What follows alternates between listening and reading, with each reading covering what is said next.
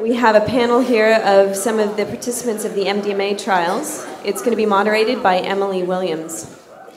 Emily Williams, MD, is a psychiatry resident at UCSF, where she is currently conducting an analysis of the effects of MDMA on the Therapeutic Alliance, as well as serving as a co-PI on an MDMA-assisted psychotherapy for PTSD Phase 3 clinical trial site. She also works as the independent clinical rater for the MAPS-funded study on MDMA for end-of-life anxiety in Marin, California. In addition to her clinical and research work, she has a passion for harm reduction and serves as a supervisor for the Zendo project, which provides psychedelic harm reduction for events and festivals. Please welcome this amazing team, this amazing panel.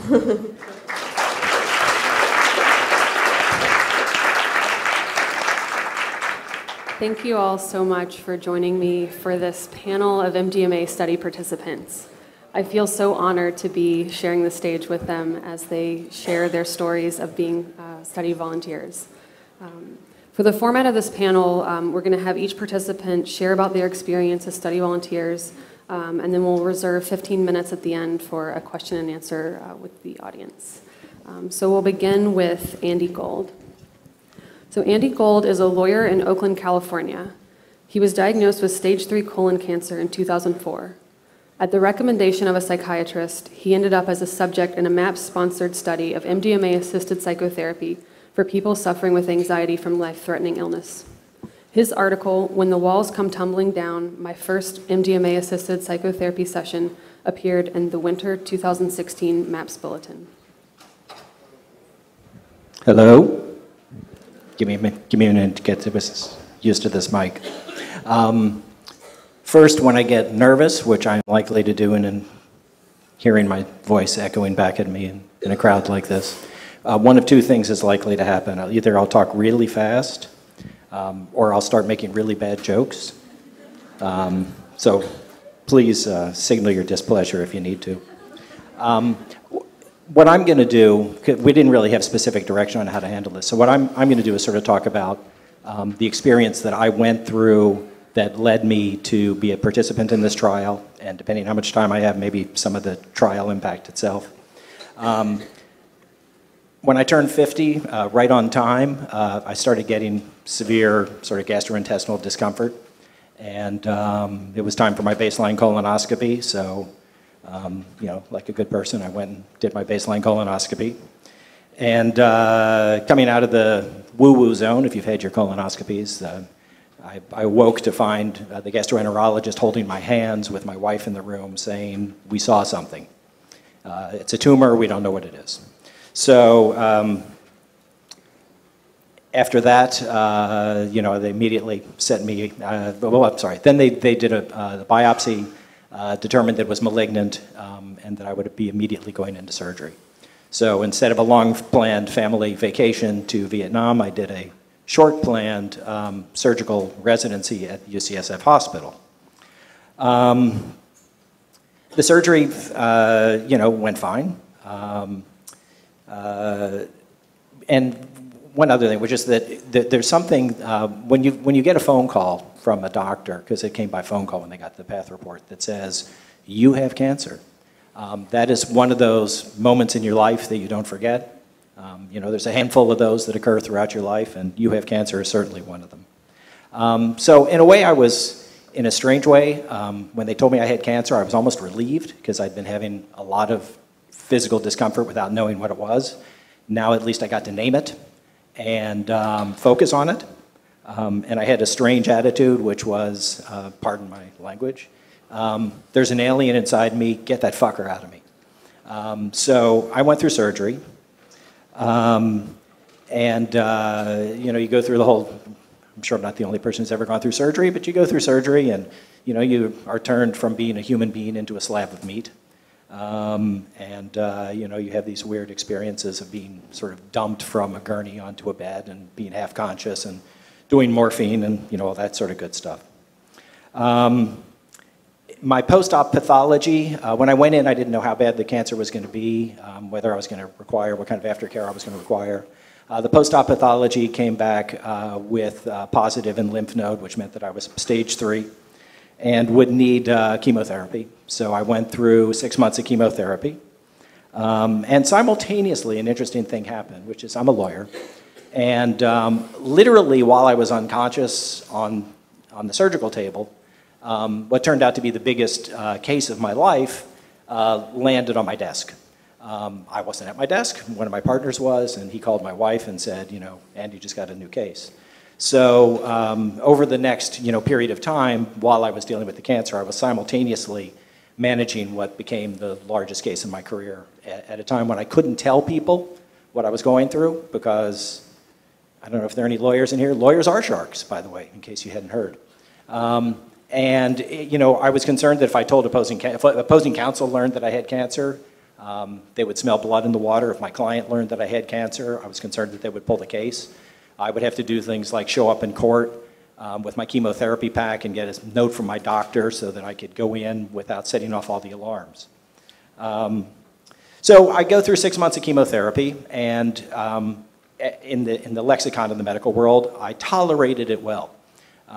If you haven't had chemotherapy, I don't really recommend it. It's not a pleasurable drug. But one thing that my oncologist said that I've never forgotten is that he said that when you go through chemo, even if you do well, that his analogy was it's like being in a boxing match. That at the end of a boxing match, even the winner is kind of beat up. So even if you tolerate chemotherapy well, the chances are good that by the time you're done, you're kind of a mess. And I was, fatigued, burnout, neuropathy, loss of appetite. Thankfully, I kept my hair. Not that I care that much about my hair, but at least I didn't show to the outside world that I was going through chemotherapy, which was sort of good in my circumstances. But at my first post-chemo CT scan, where everybody just expected I was fine and I would now be sort of returned to the normal population, they saw smudges that they determined were apparent metastases. So they sent me on a course of further abuse. The next thing I had was a PET scan, which is an awful procedure where the guy walks into the room with with like lead gloves on and a thing with skull and crossbones to put in you. So it's just a horrible thing. But what was going on for me psychologically at that point is that having tolerated 6 months of chemotherapy, believing that I was cancer-free, I was now led to believe that I wasn't cancer-free, and that in fact I might have metastasized, and that at this point I might be dying, and that the next step was going to be exploratory surgery followed by experimental treatment because the standard protocol hadn't worked. So this is the point at which I thought I was dying. This is the point at which I think the true trauma of my cancer experience really hit its apogee, height, bottom, whichever one you want to take. It was extreme. At a certain point, I got through that. They determined it wasn't metastatic cancer. Another story. 2 years later, I had never rested. I had gone straight from chemotherapy and post-chemo and working my brains out, without ever taking a rest or without really having an opportunity to kind of, process my experience. One day, kind of miraculously, the case I was working on and supervising 25 lawyers and paralegals settled. If you care, my client got everything it wanted. It was a happy day for everybody. But what it meant is that the artificial support system that had kind of carried me for the 2 years suddenly disappeared. And everything that was holding me up was pulled out. And it was the proverbial, pulling the tablecloth out, or the trap door opening, or I like to say, the Wile E. Coyote, where is chasing, the Roadrunner. And the Roadrunner runs off the cliff and keeps going, and Wile E. Coyote runs off the cliff and realizes he's run off a cliff and looks back at the camera, then looks down and plummets into the canyon. And that's kind of where I went. My timer's going off. So over the next period of time, I struggled. That's sort of the easiest way to put it. The words I prefer, other than depression, which sounds too clinical to me, malaise, despair, lassitude, the gray cloud, and I just kind of drifted for a long time in a way that was, uncomfortable and not comfortable to the people around me. And I kept up a good face some of the time, but a lot of the time was not able to. And ultimately, a psychiatrist that I was sort of directed to go see by my wife, who was tired of dealing with me, understandably. And the psychiatrist is here, if he's still here. suggested that I go visit Phil Wolfson and Julian Andrews, who are also here, who were leading a study in MDMA-assisted psychotherapy for people suffering anxiety from life-threatening illness. So I think my time is up. It's my time up. I'll pass it on. Thank you. Thank you, Andy. So next I'd like to introduce Christina Ingenito. Christina has worked in a hospice, as a hospice social worker since 1987, accompanying patients with life-threatening illnesses and their loved ones through the process of dying, death, and grief. She has a psychotherapy practice in Petaluma and does restorative justice work through the Insight Prison Project at San Quentin. In November 2015, she was diagnosed with breast cancer. For the first time in her life, she became a patient and developed an anxiety disorder as a result of coping with her diagnosis. Her participation as a subject in the MDMA-assisted psychotherapy for anxiety and life-threatening illness study has been transformative and soul-saving for her.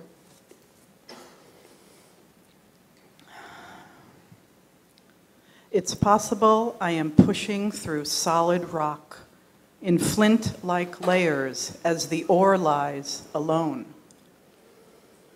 I am so far in I see no way through and no space. Everything is close to my face, and everything close to my face is stone. I don't have much knowledge yet in grief, so this massive darkness makes me small. You, be the master. Make yourself fierce. Break in. Then your great transforming will happen to me, and my great grief cry will happen to you. Rainer Maria Rilke. I begin my story at the beginning. I'm an oops baby, the last born into a first-generation working-class family in Queens, New York City. The only one, it seems, thrilled with my arrival is my adoring father. I'm not the apple of his eye. I'm his orchard. I'm an inquisitive, rebellious, and sensitive child. I live life at full volume. This doesn't bode well for me amidst the constant volley of biting sarcasm in my family. I learn early and often how to make my skin thick, keep my heart safe. When I'm 11 years old, my beloved father suddenly dies. Fast forward, I'm a psychotherapist. I do hospice work for 30 years now. I facilitate a restorative justice group with men incarcerated for life at San Quentin. I write and perform memoir, I sing in a chorus, I travel the world. I've been heard to say over and over, I love my life. I'm healthy. I've always been very healthy. I'm a competent, caring, helping professional, not a patient. All that changes on November 30th, 2015, when I am diagnosed with breast cancer. The day before diagnosis, the practically perfect partner I had finally found suddenly leaves. My all well put together self, confident, strong, adventurous, disintegrates into despair. I am flattened, lost. To myself, to the world. I can't work. Don't know if I can ever return to hospice work. I plunge into a can't stop crying, can't get out of bed for the first time in my life well of depression. Where's that life that I loved? It's gone. This is my life now. I am in a state of total resignation. Slowly, I begin to step out, do things. Against every hardwire in my body, I learn how to ask for help and receive it. I become a patient. I have extraordinary medical providers, steadfast friends. I receive massage, acupuncture, energy work, physical therapy, home-delivered organic meals. I go on a fly fishing retreat for women with breast cancer, take African dance, yoga, nutrition classes. Most everyone thinks all this activity means I'm fine. It doesn't. I am so far from fine. The depression stays. Then the anxiety arrives. Comes all too often in the quiet hours. What's that spot on my face, this pain in my chest, that ache in my arm? Did they get it all? Is it back? Has it spread? It lands me in the ER one afternoon with tachycardia and chest pains. What I come to learn in the study is a panic attack. Me? I don't know who I am anymore. I meet a woman who's been a subject in the MDMA PTSD study. After 25 years of talk therapy with no relief, now she says she's cured. I am astonished, but skeptical. I've explored altered states, from psychedelic party drugs to sacred medicine ceremonies, for 40 years, but I never imagined they'd be my salvation out of this darkness. I make a call to Libby, the study's coordinator. I drive up a long, narrow, winding road, up, through the emerald, forested, mansion-studded hills of Marin. Stunning views of Mount Tam the whole way. I arrive at a home filled with art, altars, and orchids. Carrying my curiosity and skepticism in equal measure, I take my place in the seat of honor. There are measurements to complete, protocols to follow, urine to test. No matter these details, I can already tell I am in rarefied air. I proceed to have the most comprehensive psychological assessment of my life. The only diagnosis I've ever had is an adjustment disorder with mixed emotional features. I'm proud of this.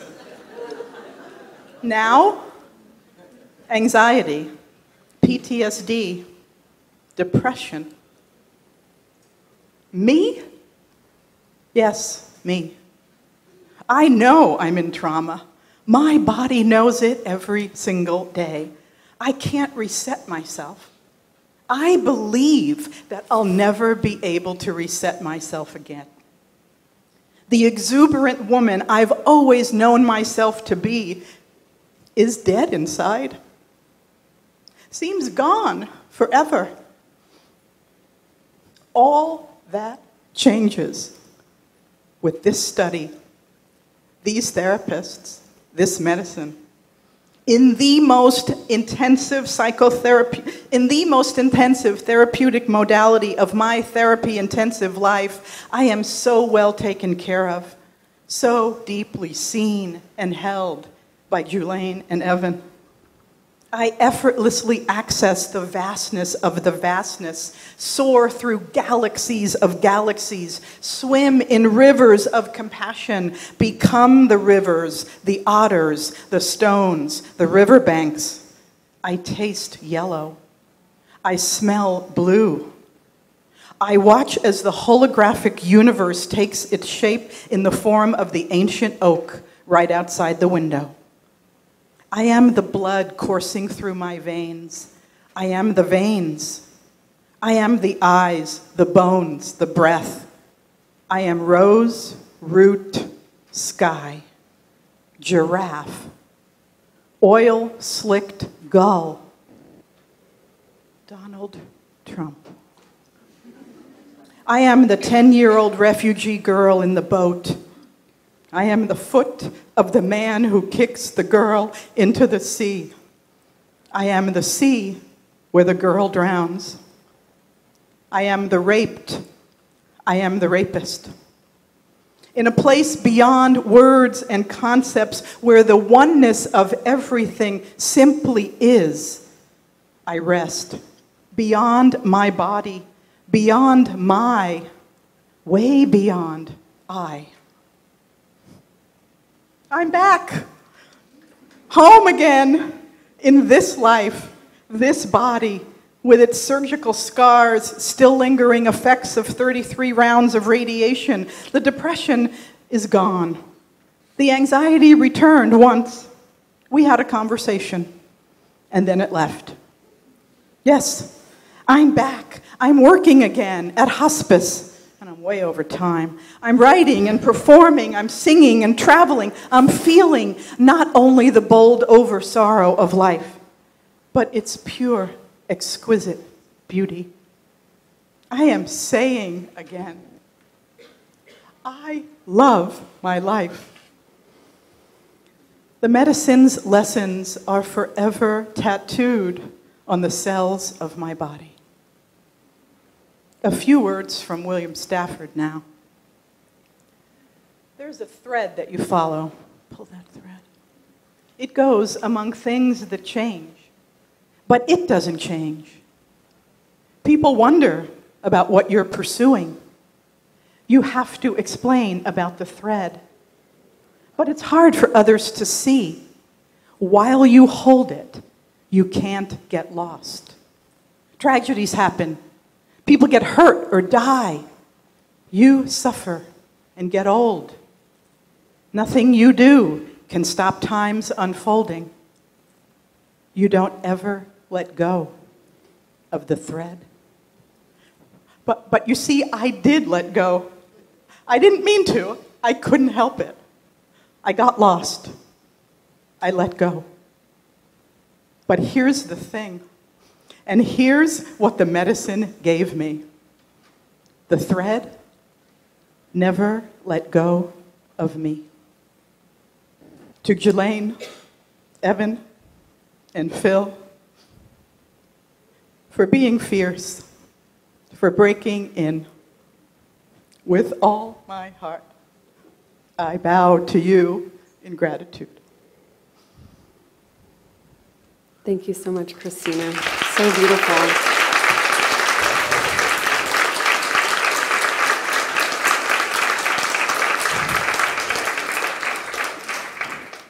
Next, we have Rachel Hope.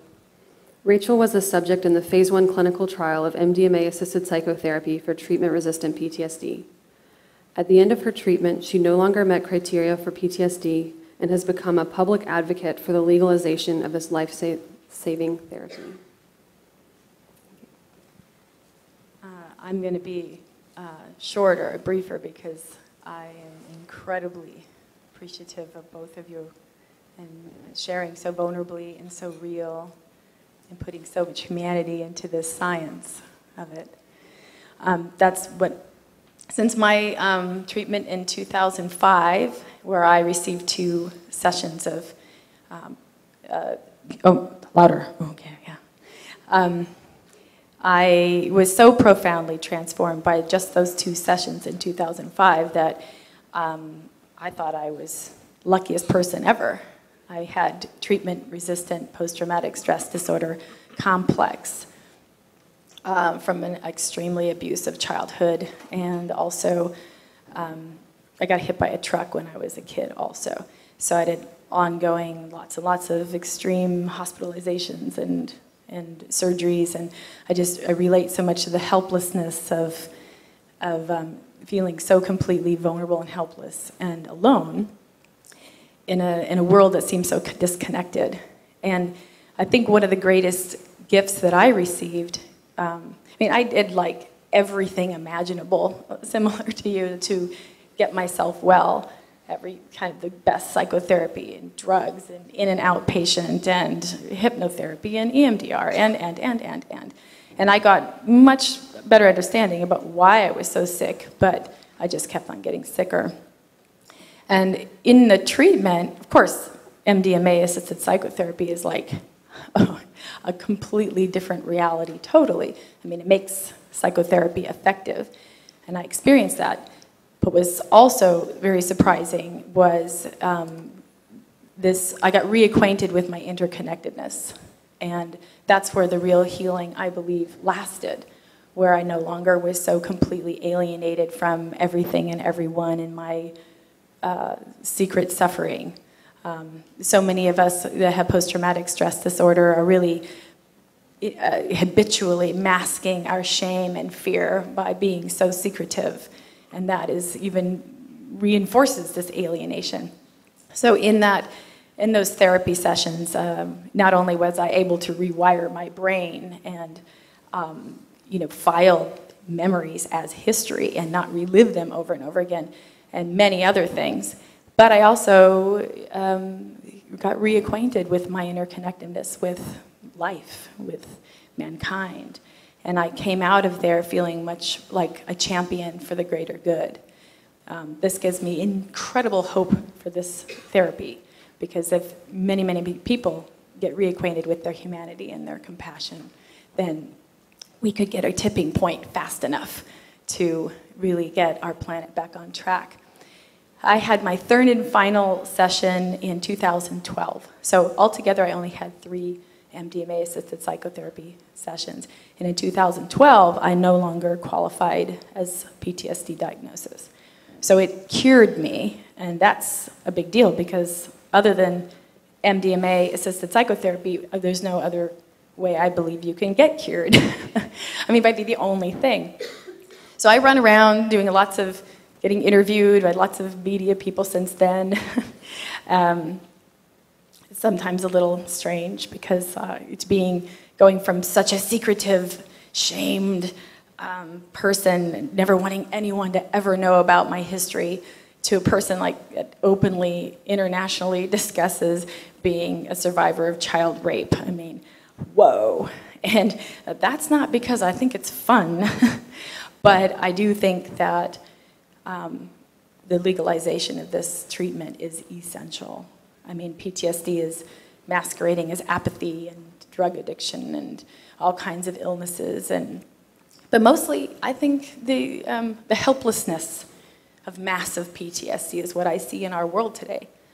And when I personally felt that part of me that healed, I also feel really excited, because what's possible for mankind if we have something that can really make us well again.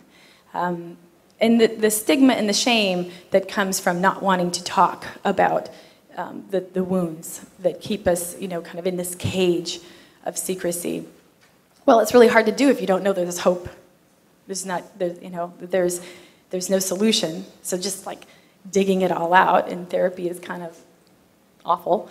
But I want everybody to know that there is hope, and that to start to delve into these memories and unravel the grip that they have on our humanity. I think I'll end with that. And thank you for this panel. It's really a pleasure to meet you guys. Thank you, Rachel.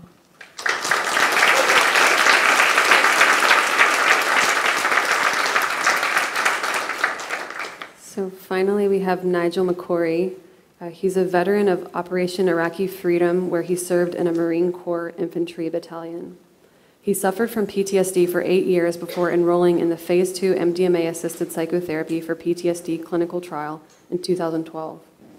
The treatments were so effective for Nigel that he has become a strong advocate for connecting the multitudes of veterans suffering from PTSD with this life-saving treatment. Nigel holds a master's in chemistry from Furman University and is also being featured in Emmanuel Sferos's upcoming motion picture, MDMA, the movie. Thank you, everybody. It's really great to be here and have this opportunity to share my story. I was a Marine in the early part of Iraq War. My unit served in the Sunni Triangle area that was in between Fallujah, Baghdad, and the Al-Mahmadiyya area. So that was a really active combat zone during that time, and we engaged with enemy combatants on a nearly daily basis. We were shot at with everything from small arms, including handguns and rifles, to having rockets and bombs thrown at us and exploded on us. So we took a beating, and I started noticing changes going on in my mind, the way I was perceiving everything. Around the time I was about halfway through that tour of duty, And I thought it was a pretty natural response to a lot of the life-threatening situations I was in, and I didn't really think much beyond that at the time.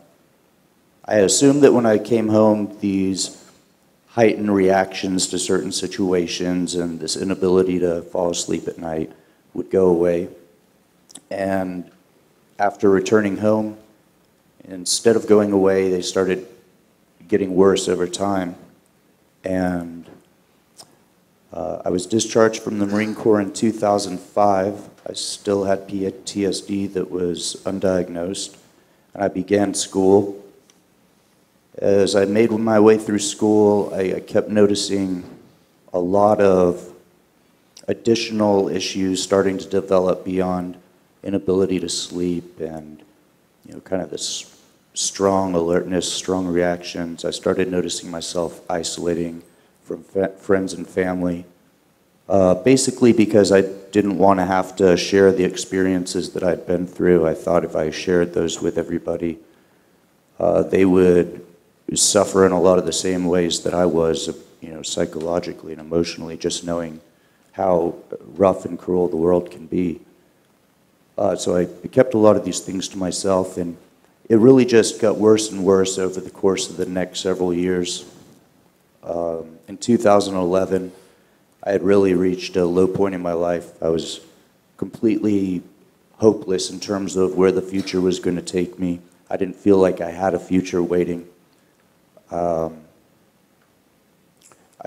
eventually made my way to the VA hospital where I was diagnosed with severe PTSD due to combat.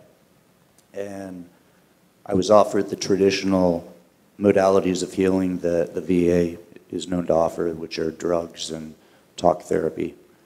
They put me on a large cocktail of antidepressants, anti-anxiety, sleep medications.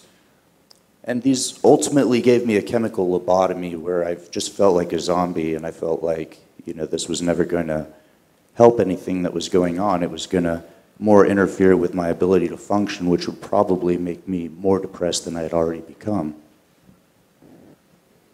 Fortunately, around this time, my sister told me she had been watching a National Geographic Drugs Inc. on the drug ecstasy, and it was a pretty damning indictment of this drug, but they had a small little blurb in the middle where they had mentioned one story of somebody using MDMA therapeutically, and then they had a short mention that there were currently trials for veterans.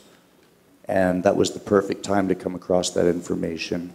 I was looking for an alternative and perhaps even radical way to treat this condition, because at that point I really didn't think there was anything that would allow me to get over it.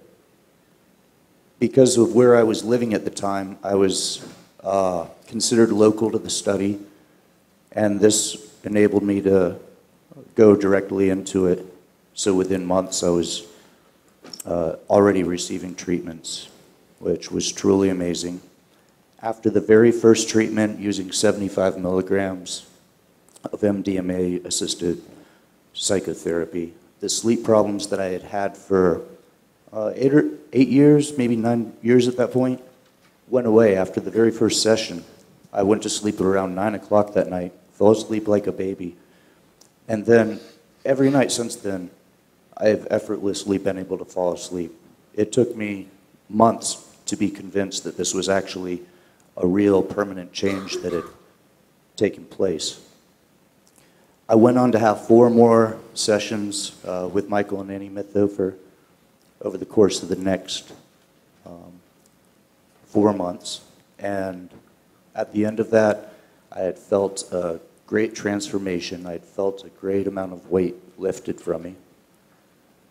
And a little while later, after realizing how greatly impacting this had really been, and that I was now beginning to see hope in the future, my health was improving, my social habits were improving, I started referring friends that needed this treatment to the study.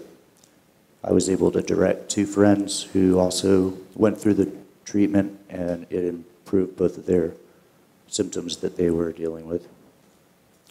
Additionally, another one of my friends who I felt really needed this treatment was not able to get into this MAPS treatment. So I sought out underground therapy for him, and even in a underground context using the same treatment system, this was hugely effective for him, and he's now held a full-time job for over a year for the first time since being out in 2006. I feel that this medicine is of the utmost importance. On average, around 24 veterans a day are committing suicide. This is an epidemic in our country. These are some of the best and brightest men and women that our country has had to offer, and they've selflessly given themselves to these efforts. And when they come back, they deserve a chance to heal and to reintegrate into normal life. They shouldn't have to live like outsiders. This is the only treatment I can think of that really offers that, and it's really my passion to be able to tell my story, not because I enjoy it. I never thought I would be laying my most vulnerable parts of myself out for the world, but I've really realized by doing this, by sharing my story, I have a chance to put out there how real this really is. And I would like to urge veterans to contact the VA hospital, because I think if 10,000 veterans contacted the VA hospital demanding MDMA therapy because they know it works, they've read the papers, they've seen the data, I think the VA would have to respond to that. That's all I've got, though. Thank you. Thank you. Thank you, Nigel.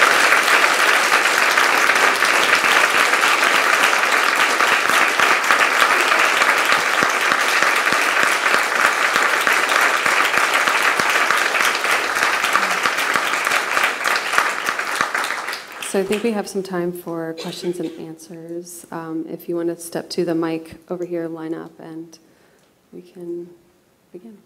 We will be going a little bit over since we started a bit late, too, so we have plenty of time for questions. Hey, thank you guys so much for sharing. I cried through about half of that. My question is for Rachel, and I was really wondering, after you went through your therapy, if you were able to maintain normal kind of relationships, knowing your background. So I have a similar story, but I'm just wondering how that therapy helped, your therapy helped you to reconnect with others, and maybe not even necessarily your family, but maybe building your own network of people who love you and support you. Totally. I was not able, before my treatment, to maintain normal, close, intimate, emotionally vulnerable relationships, because I had no real positive relationship with myself, and that was clearly reflected. So once I got my treatment, I was able to make friends with my vulnerability, rather than hide it and consider it, like walking around with a target and someone's going to get you. So, that living like differently with my own vulnerability and living with being present with myself, I was able to do that with other people, of course. And then that feedback loop, I continued to get healthier because I did, like you said, build a system of loving bonds and relationships I had never had before. I was a very late bloomer, very late bloomer.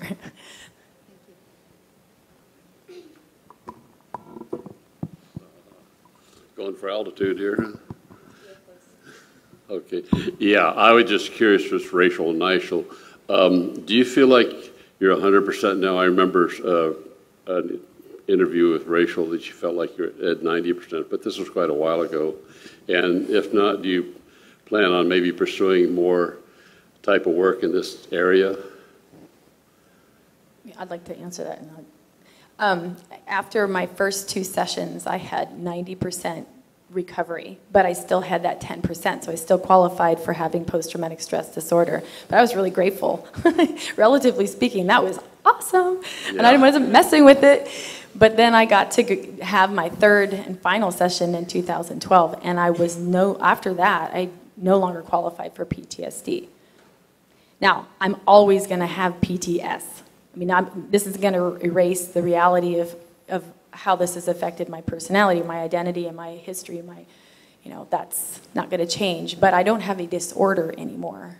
I don't have and what I mean by that is I don't have something that has a life of its own. It hijacks my life and forces me to relive the most horrible traumas over and over and over again. That doesn't happen anymore. I can navigate. So that's a very powerful statement. And I hope you go tell everybody you know that the hardest case, crazy woman, was cured of PTSD with 3 8-hour sessions. Yeah.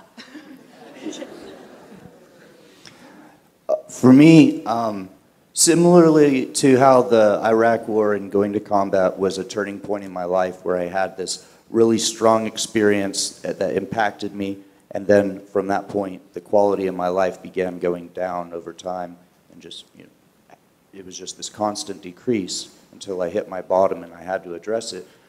The MDMA-assisted therapy was similarly this very strong experience that really affected my life, but instead this time, the quality of my life began gradually going up and up over time. I had mentioned my sleep issues went away after the first session. A lot of the other issues have been taking longer to unravel. A lot of the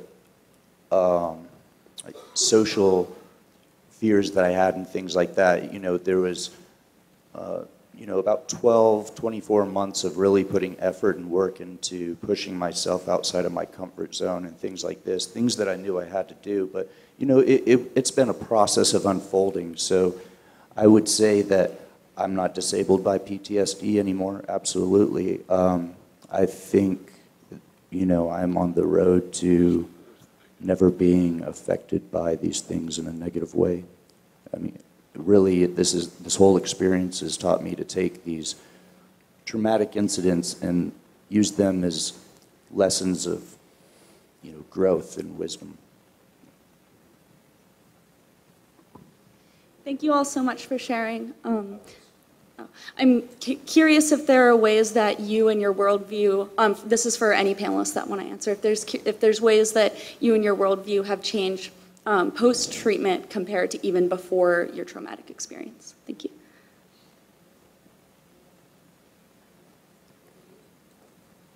Totally.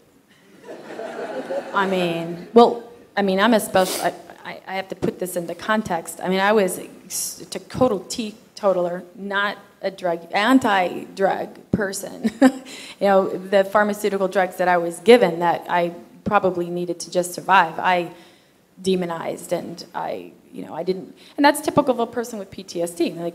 We were, overwhelmingly helpless and traumatized with that kind of depth. So anything that's going to mess with me or change the way I think, I was, very against that, and demonized a lot of other people who sought that mastery over state change by using lots of different things, including medicine. So.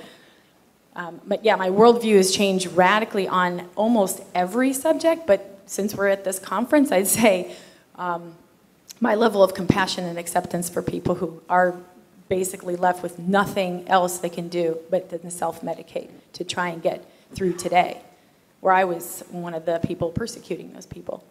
And I'm definitely converted, still skeptical, but as a massive worldview on how people are using and why people are using.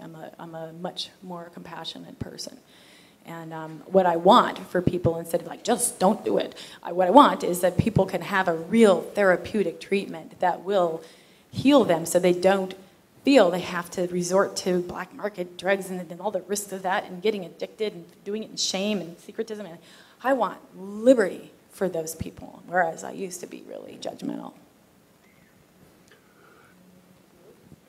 And as far as my worldview shifts, I used to stay up all night looking out the window, just convinced, that there were going to be people coming after me. I'd just be checking out the window every couple of minutes, over and over and over again, neurotically. And I'd never even think about somebody coming to get me. I'd never look out the window. Yeah, that's a huge change in worldview. Christina or Andy, would you like to share? I'll say a few things about that. One is it feels like the medicine brought me back to me. It wasn't a change in my worldview. It was a returning to who I had known myself to be and who I lost in this process. Mm-hmm. The other experience I had when I was in one of my journeys, my last one, when I was just moving in and out of all these animals and plants and people, and my capacity to do that was very easy with the medicine, and I was just flitting around into every possible animate and inanimate objects, and it gave me an incredible sense of compassion for all. And now it feels like it's a practice that definitely takes more practice without the medicine, but it is something that I can incorporate into my life when I'm on the grocery line and I'm in a hurry, or when I'm at the DMV, or when somebody is doing something that I don't like. Happens occasionally. So I can breathe into that moment and put myself into them, and it's a really wonderful practice. It's a little tangential, but close enough, I think. One of the ways that part of my experience in my open, I didn't even get to, what the drug did for me. But to me, it's a tool. It's not a cure. And I think that's sort of an important distinction. That, antibiotics are cures. You have an infection, you take 7 days of antibiotics, the infection goes away. MDMA is a tool. That it's something that opens you up. It's something that provides you with a way to see yourself, with a way to see your place in the world, with a way to examine your own emotions, with a way to see how you respond to your environment. And I think that that's something that it has given me, that is a lasting effect. It's not every day, it's not every moment, but it's an enabler. The term that people use is an empathogen. But to me, that's sort of the way that it has changed, maybe not my worldview, but my encounters with the world. Thank you.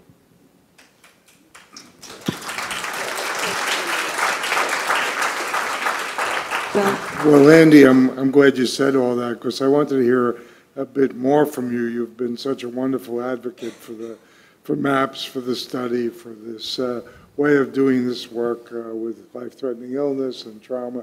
So my question to you, Andy, is can you tell us a little more? You got a bit cut off.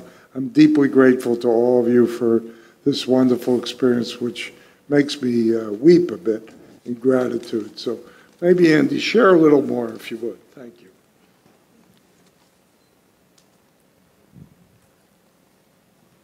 Is that a question, Phil? I don't think so, but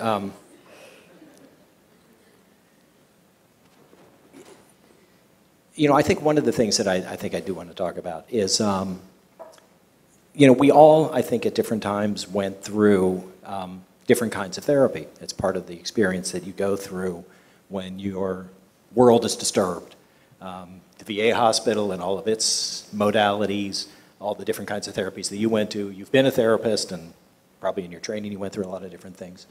And I tried on several occasions through talk therapy to try to unravel what was going on with me. And believe me, I do not mean in any way to demean talk therapy. It's a tremendous tool, and it works for a lot of people in a lot of ways. But there's something that the MDMA therapy does, and particularly the MDMA, assisted psychotherapy does, that I think is totally different, totally opening, totally unique. Understand that when you do this, you take this very powerful drug, you spend 6-7 hours in the company of 2 therapists. The analogy that I like to use is that, talk therapy, it's like, say you have a tumor. I had a tumor. Say, I go to my surgeon, and the surgeon says, let me cut 2 inches today.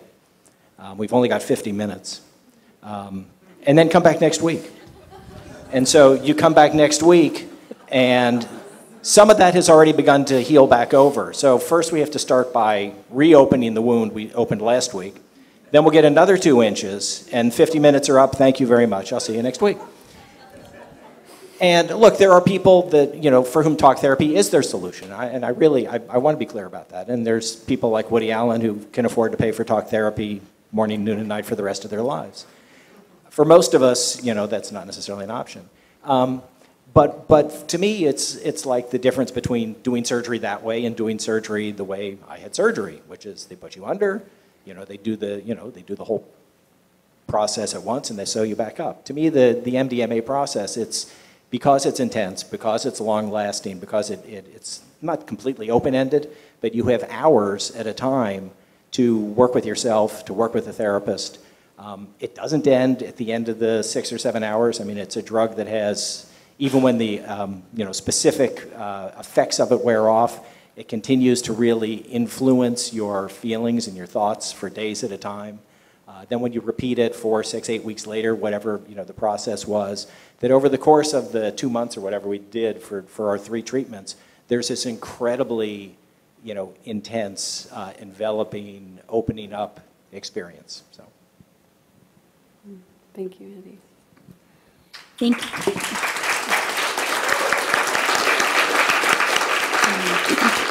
Thank you all for being here and for sharing your experience. I have 2 questions. The first is for those who were receiving the treatment for PTSD, during the 8-hour sessions, did you go back and revisit some of the traumatic memories, and what was the experience like of doing that while on the medicine? And my second question is for any of you.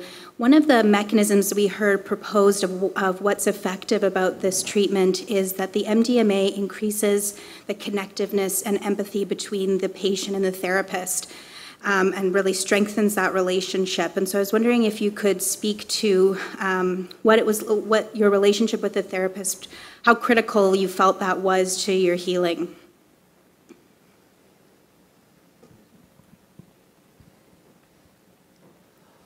Well, the MDMA absolutely increases empathy. I think really the method is that it's increasing the activity in the prefrontal cortex, and that's responsible for advanced human thoughts and empathy and things like this. So I think when you take this drug, that's part of the effects that it has, and that's what makes it such a great tool for therapy, is that you really have that higher brain processing things really well while you're going back through these traumatic events, versus processing everything from the fear center in the lower part that's active. So I think the empathy is absolutely a huge part of all of this between the patient and the therapist. So much of the problem, in my personal experience and experience of fellow veterans that have sought treatment, is being able to connect with a therapist, being able to put all your trust and your vulnerabilities to somebody that hasn't been through the same experiences you have in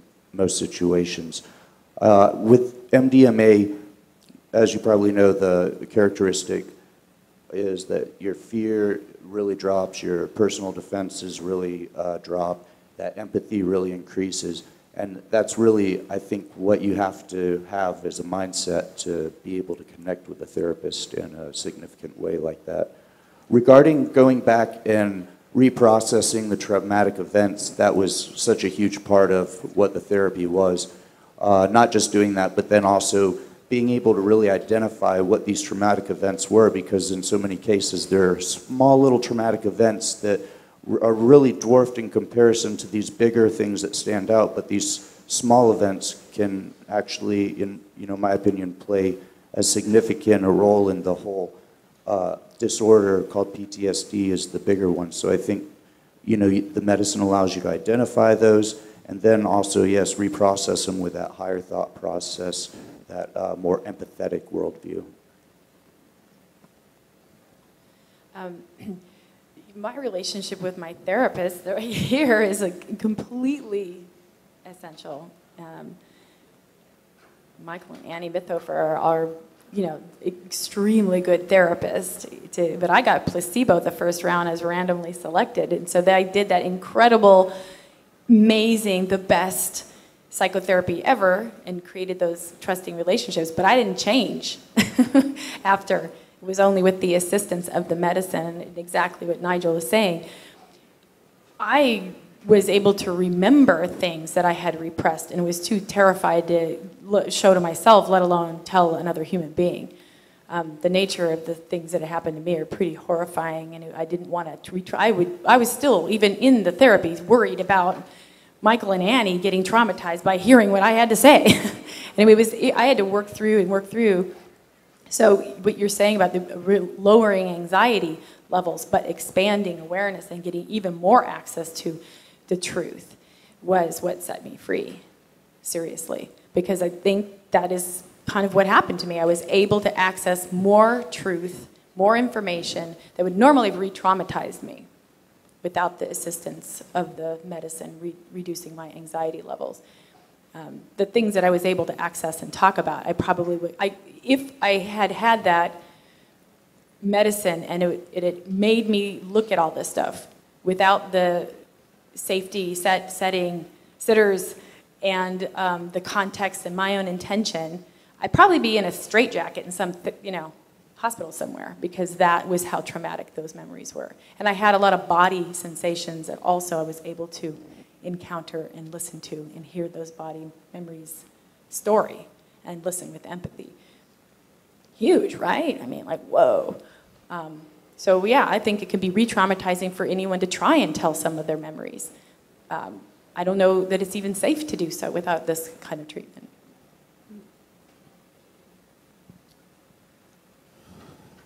As a therapist, I tend to have ridiculously impossible standards for other therapists. That's not good news for anybody who wants to be my therapist. And I fell in love. So relationship is everything. Relationship is everything. And the container that was created long before I did the medicine, it happened in all those charts you've been seeing in the other presentations about the sessions that occur before the medicine is taken. There was a lot of work going on there to build that connection. I was a tough nut to crack, I think, when I first walked in that beautiful home. But it was not difficult for me to fall in love with these three people.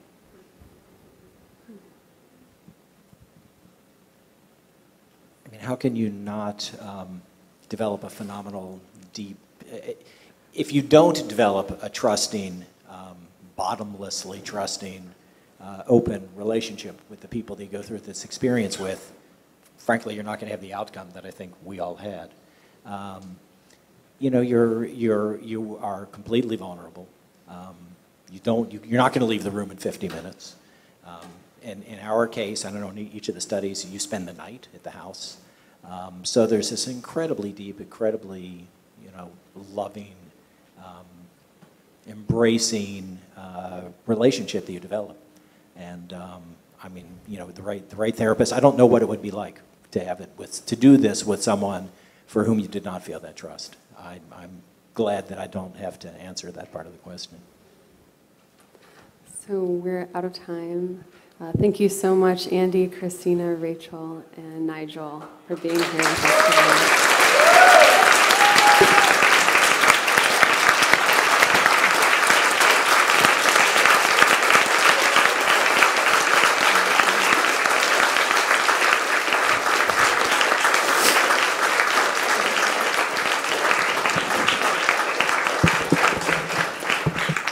Thank you all so much for your